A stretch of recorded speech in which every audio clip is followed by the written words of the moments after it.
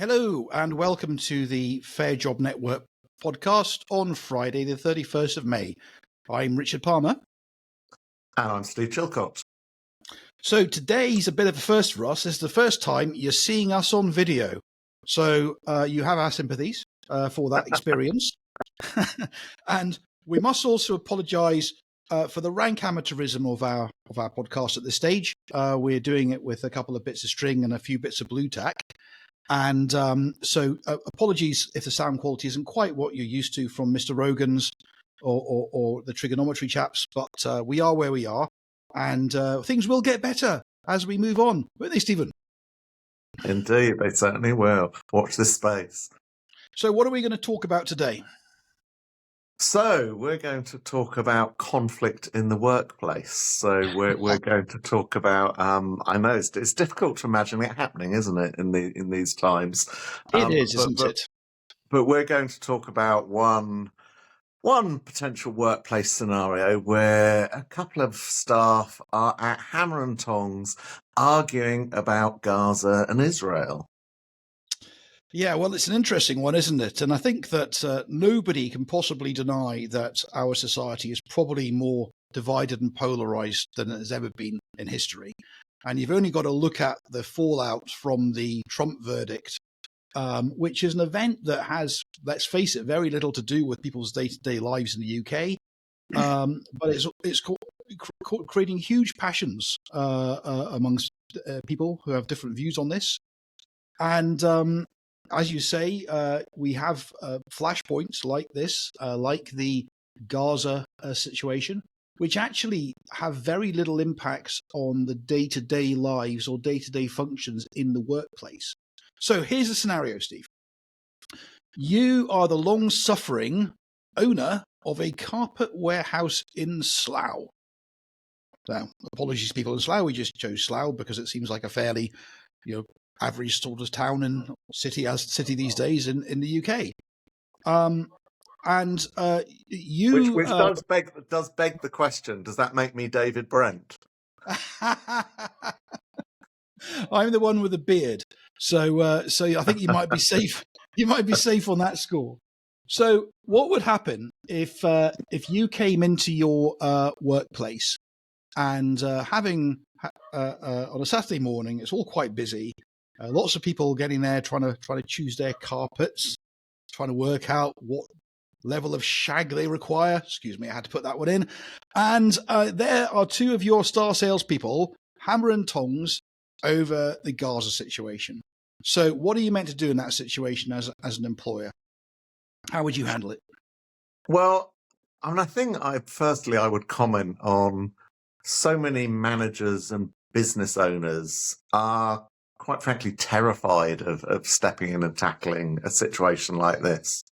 And I have the feeling that they're walking on eggshells rather, and paranoid that whatever they say might be used against them. So I think firstly, we have to acknowledge that there's huge hesitancy and anxiety from business owners on what the hell do I do in such a situation like that on a subject that is so political, so contentious, and as you said, so polarized and to be honest, as you and I have discussed before, Richard, there is so much today that is so polarized. Whether it's conflicts around the world, whether it's Russia, Ukraine, Palestine, Israel, whether it's other issues, trans versus women's rights, whether it's pro-abortion, anti-abortion. There are so many highly contentious subjects that have become very, very polarized and it seems that people have lost the ability to agree to disagree,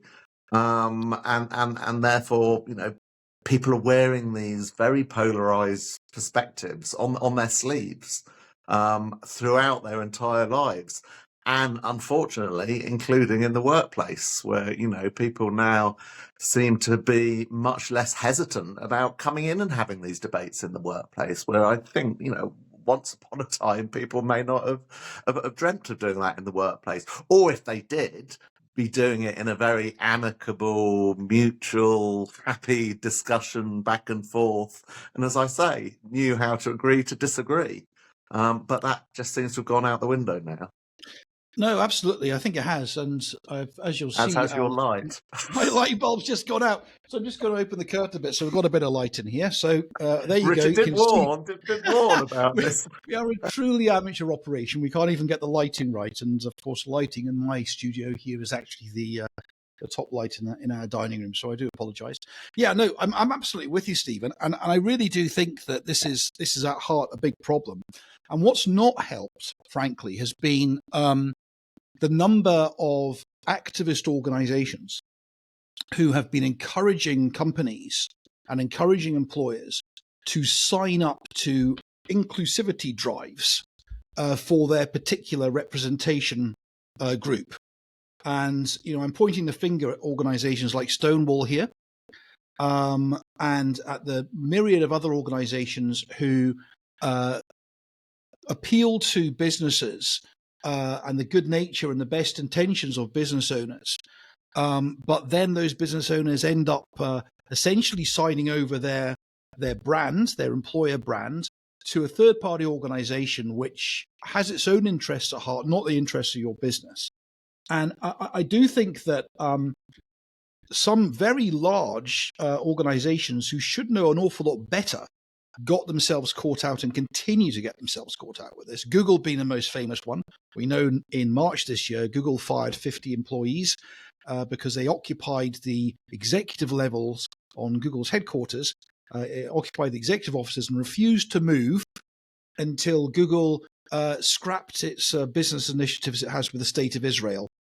Now, some of us saw this, I think, Steve, at the time and thought, well, you reap what you sow, Google. Because Google has, for the last 6 years, been very vocal about political activism in the workplace and encouraging it. And suddenly along comes an issue which the executives don't like, and they realize that they've got a tiger by the tail. Well, precisely. When an employer, when a business opens the door to political activism by, actively supporting and encouraging staff to support it, is typically when it's got nothing to do with the root purpose and function of that business, well, they shouldn't be that surprised when their staff start doing the same. And as you said, the staff might start doing the same on topics and perspectives that the employer isn't happy to support. But of course, once you've opened that door, to the floodgates of political discourse. So, be careful where you tread. I think there's something else here, Steve. I was thinking today about how we certainly saw the start of this. It's been coming into the workplace over the last 20 or 30 years. I mean, you and I are old enough to remember days when you never had politics discussed in the workplace. It was just something you didn't do, unless your workplace was a political activist group or something. You didn't discuss it because you understood that politics was something that people was people's private business. It was their their private opinion, and they were entitled to their private opinion. No, absolutely. Even within families, I can remember my grandfather, not declaring who he voted for, and he was very principled that no, it's a private matter, and I don't even share it with my family. My parents were exactly the same. Neither of my parents would ever discuss who they voted for. They would tell us none of our business who they voted for, and to respect that. And they're very happy to have political discussions, but when push came to shove, it was a private matter, and it was seen as the voting process was seen as you exercising your duty living in a democracy. So we saw the increasing politicization of life really over the last 20 years. And I think this really got a bit turbocharged during lockdown. And all over the newspapers at the moment, and all over the HR sector, and we certainly are plugged into that particular profession. There are a lot of discussions about how the hell you get people back into the office at the moment. How on earth are you going to get people back into the workplace? And people are, we had some very strange decisions made by central government, with hindsight may not have actually been the best decisions. Shutting down the economy, furlough, etc., has seen a massive wealth transfer from smaller businesses. Many of our clients barely survived. Meanwhile, large organizations like Amazon and Tesco's did rather well and were allowed to remain open when small companies and small shops were told to shut. The more challenging aspect of this is it's created a sort of psychology. I wouldn't go so far to call it work shyness. I don't think it is that. I think it's more about focus on people are focusing more about their particular situation, their rights, their circumstances, rather than their responsibilities and their duties. Would you say have you noticed it, Yeah, Steve? I would agree with that. I think it's also combined with a generational thing, which is probably a subject for another discussion another day, because I think you and I could probably No, talk a that's a lot very good about point. generational differences and expectations and perspective on the workplace. I think it's important to stress to our younger viewers that we are not two old curmudgeons sitting here ranting about the perfidy of youth. That's not the issue here. The issue, I think, with generational is a big problem. I think there's an issue with, we will talk about it at depth because it's another series of podcasts, frankly. But one of the things that we've been actually looking at doing is working out how we can support employers, particularly smaller employers, to encourage them to hire younger workers. And there's a perception, which we will explore the validity of in the future, as to whether or not younger workers are coming out of schools with the soft skills that are required to cope in the workplace. And certainly some of our clients have been very vocal around saying how they avoid hiring younger workers because they're too much hassle. So there's certainly something we're going to have to look at as a society and as employers to work out how the hell we address this, because young people are the future. We can't let them flounder. And our generation and the generation before us and behind us are the ones who are ultimately responsible for setting a workplace scenario where people are coming, or setting a culture where people are coming into the workplace without the skills they need in order to survive in the workplace. But we could talk about this at another date. I think it's a very interesting point. But like everything, it's all linked, and I think that certainly the idea that it's perfectly acceptable to wear your politics on your sleeve as part of your moral value code as a human is something that's certainly more noticeable in the younger generation, and I think this is a cause of conflict in the workplace.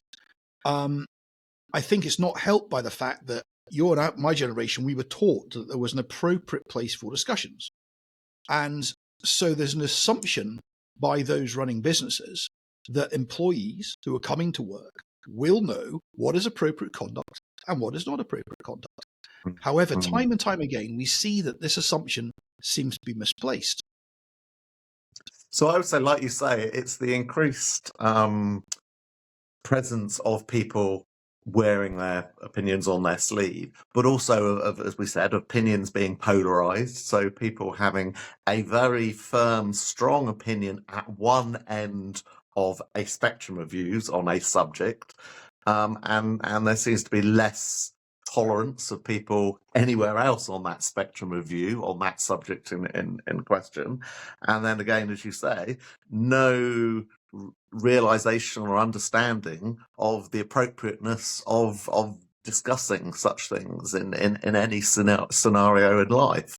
And I think finally, and sort of tied up with the lack of acceptance of anyone else with an alternative view to any shade of grey. The offence that is typically taken by many people when they do come across someone of a sometimes very slightly different view, and the offence that's taken and the outrage that it seems to result in, that if that happens to occur on the shop floor of the furniture sales shop where I work, certain individuals with no hesitancy to, that's where I'm going to tackle this highly offensive view that I've stumbled across from a colleague. Yeah, no, I mean, absolutely, and I do think this point about agreeing to disagree is a really important one. I mean, look at us, for instance. You know, I'm a devout Christian. You're a godless heathen. So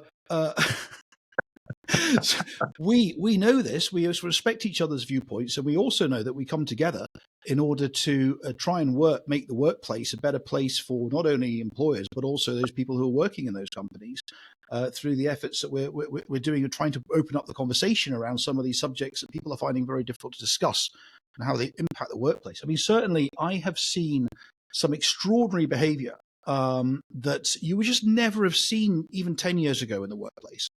And I think one of the things that's particularly disconcerting, and it's you don't have to necessarily, this isn't something that is unique to small companies. We've seen it with some pretty large employers where employers have given in to employee mobs who are demanding actions be taken against employees, or demanding that their fellow colleagues are disciplined for views that certain individuals find offensive.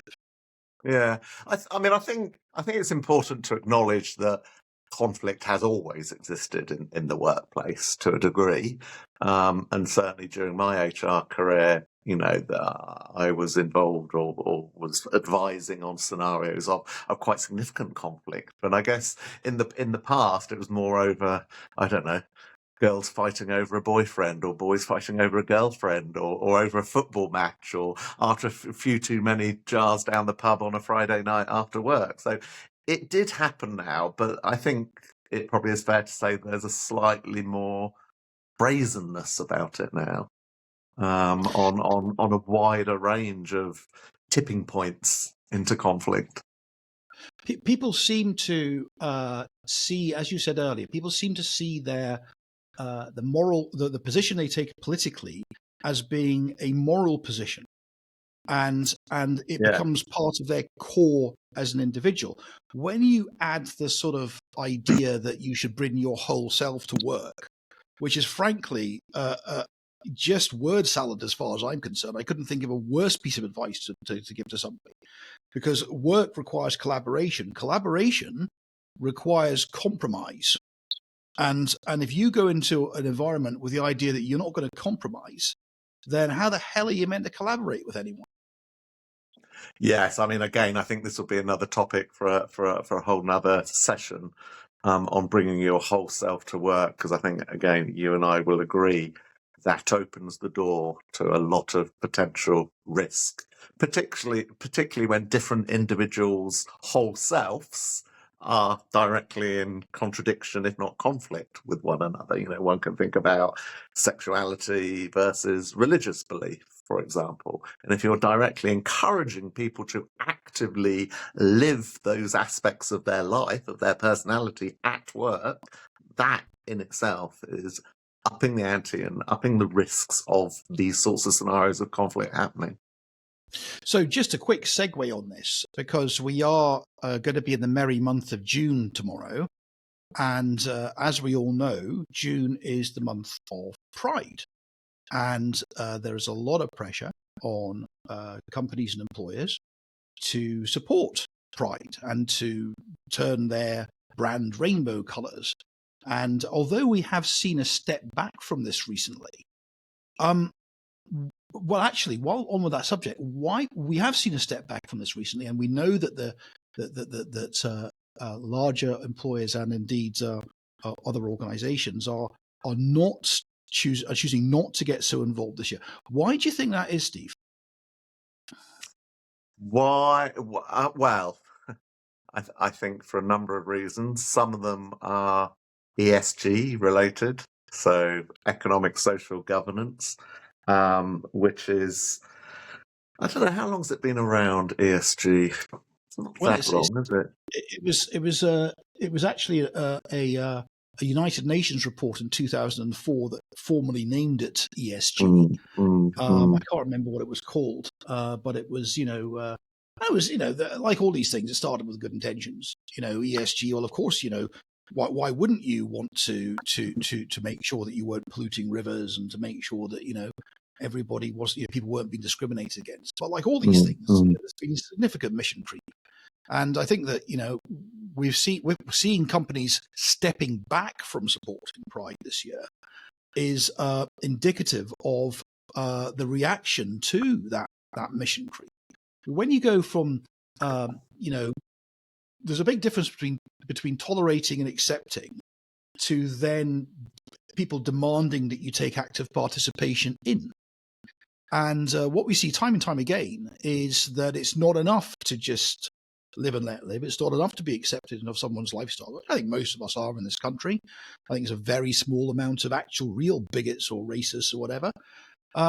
But people do draw the line when they're then asked to compromise their own deeply held beliefs in order to actively celebrate or promote a lifestyle that they don't necessarily choose to follow. And this also applies not only to Pride, but to the sort of political discussions that are going on, particularly the example that we're using here, which is, what the hell do you do if you've got two colleagues, tearing 7 shades of proverbial out of each other over a situation that's happening in Gaza? And I have said that, what has it got to do with Britain? I think that's probably a bit not right. I mean, it does obviously have issues because there are Jewish people who live in Britain, and there are a lot of Muslim people who live in Britain. There's a lot of people on both sides of this argument. The real question isn't so much what it's got to do with Britain. What has it got to do with selling carpets in Slough on a Saturday morning? That's the real question. And in the old days, what has this got to do with the price of cheese in Leicester? What's it got to do with the price of carpet? We're selling carpets in Slough on a Saturday morning. Are you seriously going to not sell somebody a carpet because they turn up wearing traditional Jewish clothing? And of course, on top of that, loudly and aggressively arguing on the shop floor, either actually or potentially in front of customers.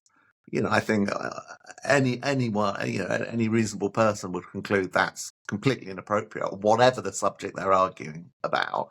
A loud, aggressive argument, shouting, swearing, performance in front of the customer is of course completely unacceptable, and should be made very clear from the outset, proactively in the workplace.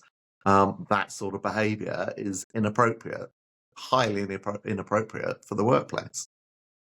And I absolutely agree. And I do think, again, that we have, in a way, created a situation where you didn't really see much of this before the pandemic. You would get it occasionally, as you said, but it would be over football or over a girlfriend or a boyfriend, or it'd be over some slight or something. I'm particularly in manufacturing, we used to have to deal with it all the time. It was almost like a defaulters Wednesday where, you'd sit there in your office and people would be queuing up outside to see the headmaster. But this sort of stuff we're seeing now is very different. And these tend not to be personal issues. They tend to be ideological issues or political issues or very esoteric arguments about stuff that really has nothing to do with day-to-day life, even personal relationships and whatnot.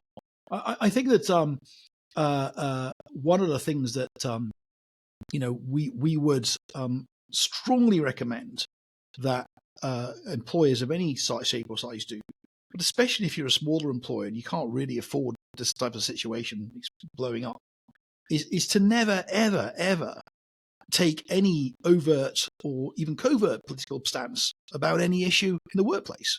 Work should be neutral. You should not indulge any political ideology or discussion that's not directly related with the core activity of your organization. Yeah, and any response to that scenario should not include, frankly, any commentary on whether Fred was right or whether Joe was right. That should not be the issue that is in any follow-up discussion. It's the behaviour that is highly unacceptable. Nothing to do with the subject. And whatever subject they were arguing about, as I said, whether it was trans, abortion, Ukraine, Palestine, frankly, the subject is irrelevant. It's just the behaviour that's wholly unacceptable.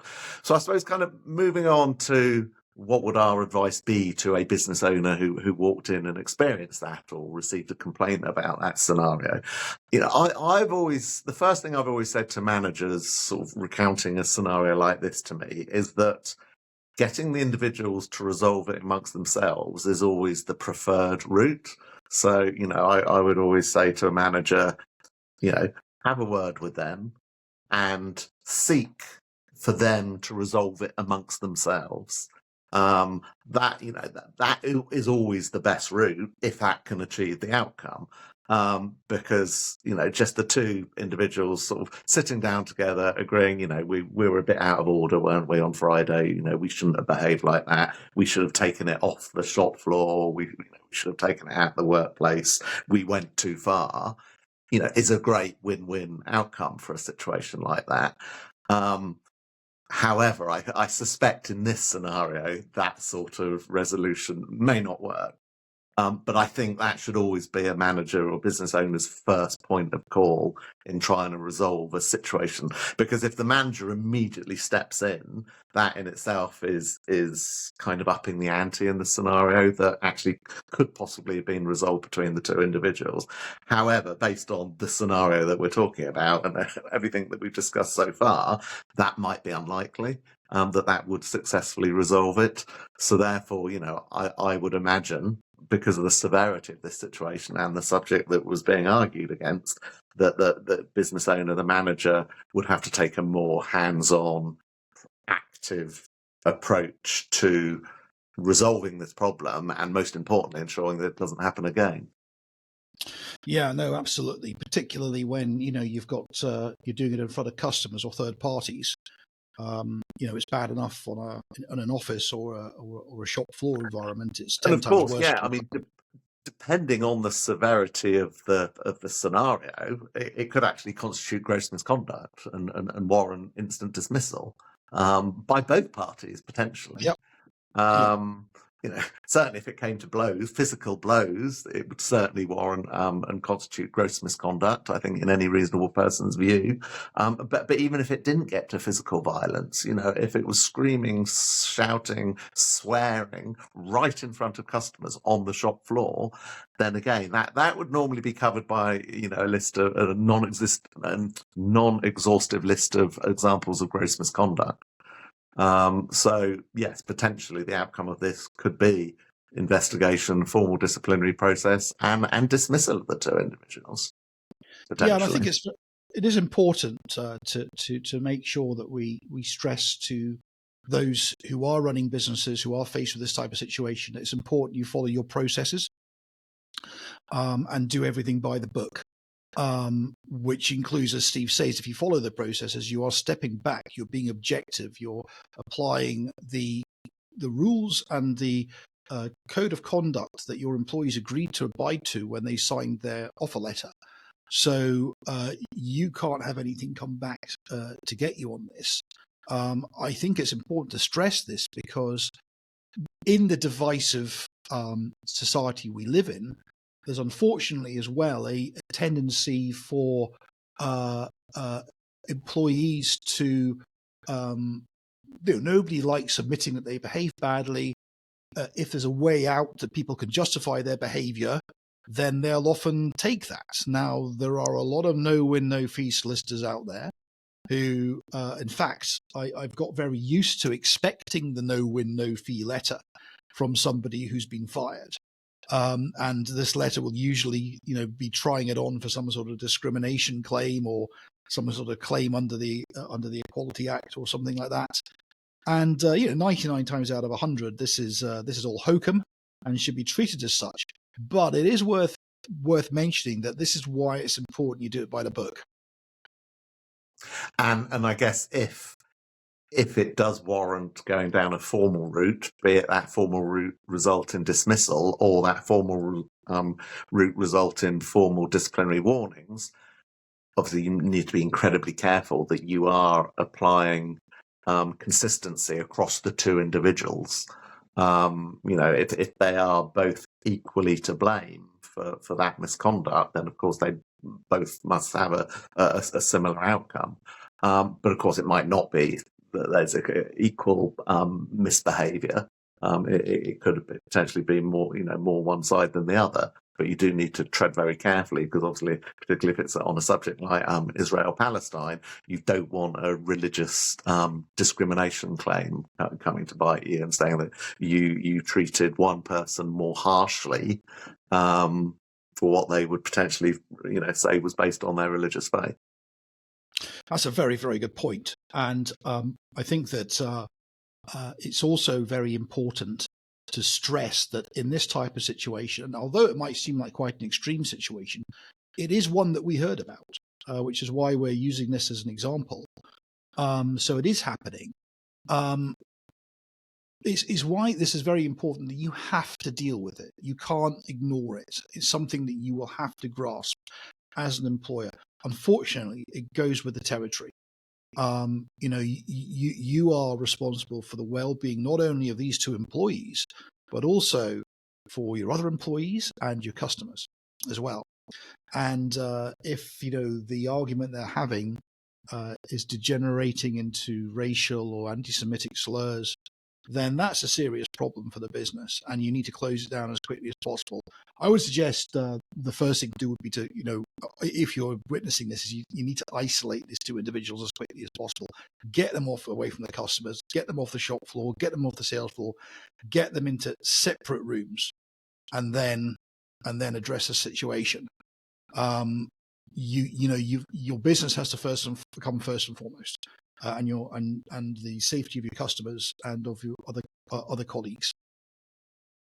And also, if once you've got them off the shop floor, if they are so incandescent with rage and incapable of calming down and getting on with the rest of their shift, then it might be appropriate that you send them home. But you need to be very careful again that sending home is not interpreted as they're being sacked, they're being dismissed. So you would need to make it very, very clear that you're not taking any punitive action. You're just sending them home for their own welfare as much as anything else, because clearly they're not in a state to continue working. But obviously it would be on full pay, etc. So in no way punitive. So I think that we've certainly examined quite a complex situation that may on the face of it seem quite simple. But there are a lot of nuances here that you have to be very, very wary of as an employer. And if you are at all stuck, then for goodness sake, ask for help or ask for assistance. Whoever supports your HR would be able to do that. If you haven't got anybody, give us a ring. We're always on the end of the phone and can give you some top end advice. I think that the other thing today, Steve, is we've actually dug up one or two other little scenarios that we might have to look at in future podcasts. And one of the ones that does spring to mind is, okay, we've dealt with conflict in a situation where you've got two employees screaming blue murder at each other in front of customers. But as we know, an awful lot of workplace conflict is a lot more subtle than this. And I think at some other point, we'd probably want to explore how you manage that, because that gets tied up in things like bullying, and other types of conduct at work that could, on the face of it, seem quite straightforward, but would require a proper investigation in order to look at carefully. So perhaps another one for another date would be, how do you investigate situations like this? How do you demonstrate your objectivity? And how do you make sure that you are doing enough covering of your proverbial backside to make sure that you don't have any inadvertent issues coming back at you? And again, I think from a broader point, all this is pointing to a workplace scenario which is becoming increasingly irksome for business owners. If you're a small business owner, you're not only expected to be an accountant, a health and safety specialist, but you're also expected to be an employment lawyer, a counsellor, an HR professional, an occupational psychologist, and a conflict resolver. Yeah, because I think that type of scenario that you referred to there, the irksome, ongoing, niggling problem, those scenarios are actually much, much more common than the sort of scenario that we were just talking about in the carpet shop. And much more common and actually much more disruptive in many Yeah. ways, because they're causing ongoing problems. They're resulting in, other staff getting fed up with the behavior, with the staff not performing well, and obviously impacting the bottom line. And I also think it's those much more common scenarios that can be typically ignored more, or not dealt with, not action, not nipped in the bud, just allowed to carry on, those bad behaviors that allow to carry on and on and on and on and on, without any action whatsoever. So yeah, I think that would be a very good subject for another podcast. Well, certainly, and I do think that, and I know you've seen it. I've seen it fairly recently, actually. Scenarios where such conflict is actually between very senior members of staff who should know a lot better, whose actions are, for whatever reason, undermining not only their own positions at work, but they're undermining, as you say, the bottom line, and they're also making the environment a thoroughly miserable place. Absolutely. And I mean, we've all seen it, but often the individuals think that, their behavior is not bad enough to be tackled, and they kind of think that they're kind of keeping it a level, just above the bar of acceptability. But actually, typically, in the round, it is not acceptable. Which is why sometimes those problems have existed for years and years and never been tackled. And often, with larger employers, it's tackled when there's a change of manager. And a new manager arrives and witnesses the issue and realizes it's unacceptable and tackles it. And of course, the individuals are often incredibly shocked at that point in time, and think they're being incredibly wronged by that being managed. But ultimately, their behaviour has been completely unacceptable. And, invariably, this might involve things like passive aggressive, ignoring colleagues, working to the sort of the bare minimum levels. But those sorts of scenarios that, as I say, sometimes have gone on for donkey's years. Yeah, no, and I think that's a very good point. And if I actually think back, I mean, I've spent a lot of my career working in quite small organisations, and the number of times you get a situation where you get, I suppose, what you could describe as a cuckoo in the nest, who is in a position, has been for a very long time, is creating quite a toxic work environment around them without overtly creating a toxic work environment around them. And as a small company, this can be existential in the damage it can cause. So this will certainly be one for another episode. So at this, I think we should probably wrap up. We're approaching the 40 minutes mark. Anything else you'd like to add at this stage, Steve, or what other subjects you think we should be talking about next? Well, as you say, tomorrow is Pride Month, so I think maybe that would be a good time to talk about that subject in some way or another. And I guess also to put it out there, subjects that any of our listeners and viewers would like to hear us talk about, because I'm sure they'll have lots of ideas as well. So let us know through the normal routes of comments, etc. That's a great idea. So if anyone's got any questions that they'd like us to address, we have been in this game for a long time. We've seen most situations that you'll come across in a workplace. And particularly, our mission here is to try and make the workplace a better place for employers and also employees, so everyone can focus on actually just getting on with the job. We're by the time you start looking at the contents of employment contracts and policies, and you start raking over things like your HR handbooks, you're often in a situation that's beyond repair. And we would urge that if you can try and nip a lot of this stuff in the bud early on, and if you can set, as the leader of your organization, if you can set the ground rules of the behavior that's expected from everybody, then you can make life a hell of a lot easier for yourself and also those who work for you. So that's it for today, I think. Tune in next time. We'll try and get something else out early next week. Sorry about the lighting and the sound and the shoestring issues that we've been having. And if you have any questions, please get in touch. You can send us a message through the podcast details. Our contact details are all in the podcast.